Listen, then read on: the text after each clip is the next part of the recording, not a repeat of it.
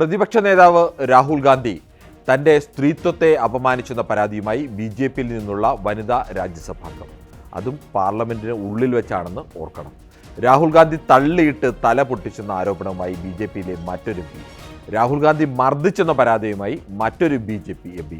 ആരോപണങ്ങളെല്ലാം തള്ളിയ കോൺഗ്രസ് അംബേദ്കർ വിവാദ പരാമർശം, അദാനി വിഷയം തുടങ്ങിയ BJP പ്രതിരോധത്തിലായ പ്രധാന വിഷയങ്ങളിൽ നിന്ന് ശ്രദ്ധ തിരിക്കാനുള്ള നാടകമാണ് ഇതെന്ന മറുപടിയാണ് നൽകുന്നത്. പരിശോധിക്കാം.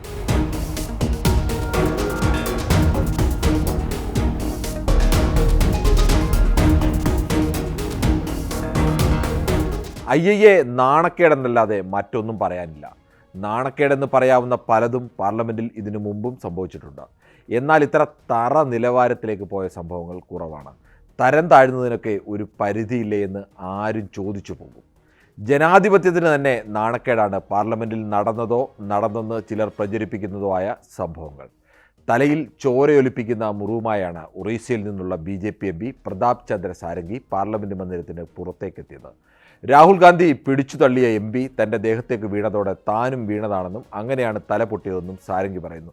നേരിട്ട് രാഹുൽ ഗാന്ധി സാരംഗിയെ തള്ളിയിട്ടില്ല എങ്കിലും സാരംഗിയെ മറ്റൊരാൾ തള്ളിയിട്ട് അയാൾ ദേഹത്ത് വീണാണ് സാരംഗിക്ക് തല പൊട്ടിയത്. കണ്ടാൽ സ്വാത്വിക ഭാവമുണ്ടെങ്കിലും സന്യാസിയാണെന്നൊക്കെ ആളുകൾ വിശേഷിപ്പിക്കുന്നുണ്ടെങ്കിലും വിവാദ നായകൻ കൂടിയാണ് ഈ പ്രതാപ് ചന്ദ്ര സാരംഗി.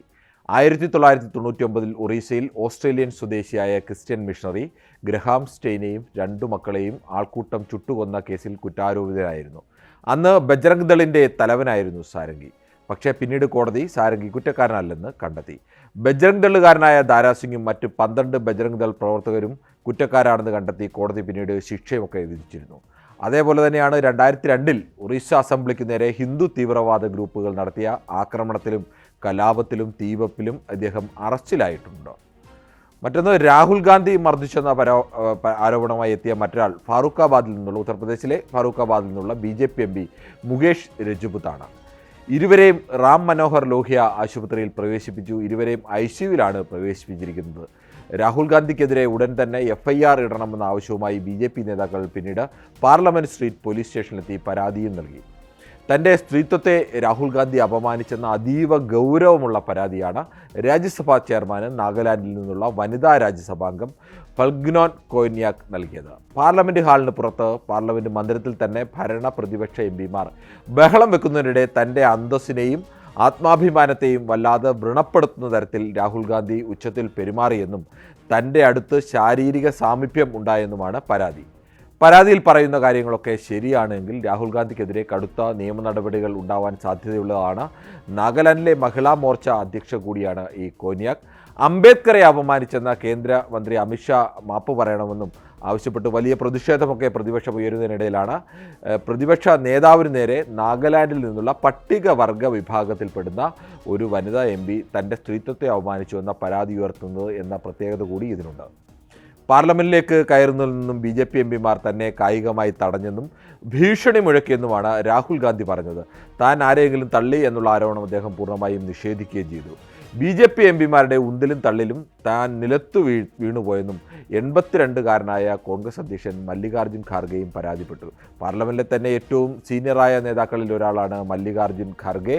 അദ്ദേഹത്തെ പോലെ മുതിർന്ന ഒരു നേതാവ്, അതും 80 വയസ്സിനുമേൽ പ്രായമുള്ള ഒരാൾ ഈ തള്ളിൽ വീണുപോയി എന്നൊക്കെ പറയുന്ന ആരോപണം സാധാരണഗതിയിൽ പാർലമെൻറ്റിനുള്ളിൽ വെച്ച് പലതരത്തിലും കായികമായിട്ടുള്ള കയ്യാങ്കളിയൊക്കെ ഉണ്ടായിട്ടുണ്ട്. പക്ഷേ പാർലമെൻറ്റ് നിർത്തിവെച്ചു എന്ന് പറഞ്ഞു കേട്ടാൽ ഉടൻ തന്നെ ഭരണ പ്രതിപക്ഷ MPമാർ സ്വിച്ചിട്ടതുപോലെ തങ്ങളുടെ അതുവരെ കാണിച്ച ആ എതിർപ്പൊക്കെ നിർത്തി സൗഹൃദത്തിൽ പിരിയുന്ന കാഴ്ച, അല്ലെങ്കിൽ സൗഹൃദത്തിൽ സംഭാഷണത്തിൽ ഏർപ്പെടുന്ന കാഴ്ചയൊക്കെയാണ് പാർലമെൻറ്റ് മന്ദിരത്തിൽ. പാർലമെൻറ്റ് ഉള്ളിലല്ലാതെ പുറത്തു വെച്ച് അങ്ങനെ MPമാർ തമ്മിൽ അത്തരത്തിൽ കയ്യാങ്കളിയൊന്നും ഉണ്ടാകുന്ന പതിവുമില്ല.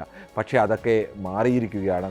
രാഹുൽ ഗാന്ധിക്കെതിരെ ഉന്നയിക്കുന്ന ഒരു ആരോപണം, രാഹുൽ ഗാന്ധി ഈ ജാപ്പനീസ് ആയോധന മുറയിൽ ബ്ലാക്ക് ബെൽറ്റ് ഉള്ള ആളാണ് രാഹുൽ ഗാന്ധി ഗുണ്ടായുസം കാണിക്കുകയാണ് എന്നുള്ള ആരോപണമൊക്കെയാണ് പാർലമെൻ്ററി കാര്യമന്ത്രി കിരൺ റിജ്ജു ഉന്നയിച്ചത്.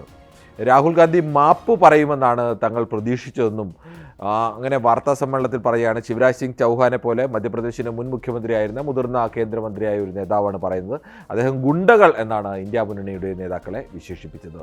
ഡോക്ടർ BR അംബേദ്കറെ അപമാനിച്ച കേന്ദ്രമന്ത്രി അമിത്ഷാ മാപ്പ് പറയണമെന്നും രാജിവെക്കണമെന്നും ആവശ്യപ്പെട്ടുള്ള പ്രതിപക്ഷ ബഹളം ഇന്നും പാർലമെൻറ്റ് ഇരുസഭകളും സ്തംഭിക്കുന്ന അവസ്ഥയുമൊക്കെ ഉണ്ടായിരുന്നു. എന്തായാലും ഒരു ഭാഗം പറയുന്നു രാഹുൽ ഗാന്ധി തങ്ങളെ തള്ളിയിട്ടവരുടെ തല പൊട്ടിച്ചു എന്ന് പറയുന്നു. ഒരു വനിതാ MP പറയുന്നു തൻ്റെ സ്ത്രീത്വത്തെ അവമാനിക്കുന്ന രീതിയിൽ രാഹുൽ ഗാന്ധി പെരുമാറി എന്നൊക്കെ.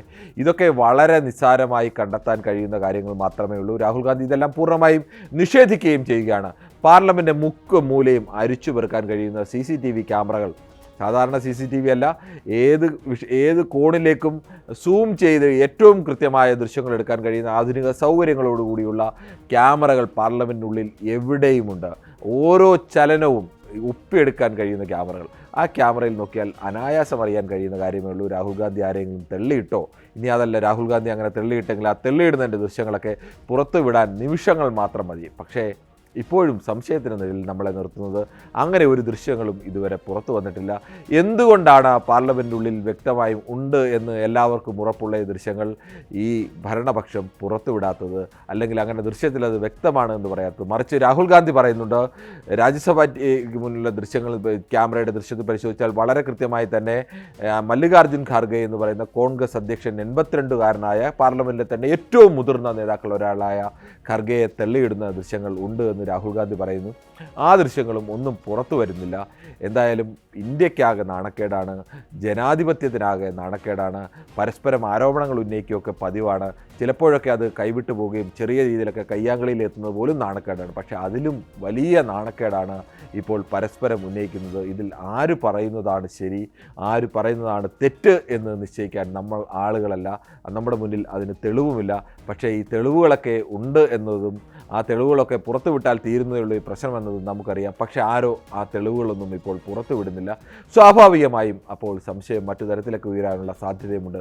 പക്ഷേ ഇത് ഇന്ത്യൻ ജനാധിപത്യത്തിനും ഇന്ത്യൻ പാർലമെൻറ്റിൻ്റെ മഹത്തായ ചരിത്രത്തിനും ഉണ്ടാക്കുന്ന നാണക്കേട് അത്രത്തോളം വലുതാണെന്നെങ്കിലും ഈ രാഷ്ട്രീയ നേതാക്കൾ ഓർക്കുന്നത് നന്നായിരിക്കും.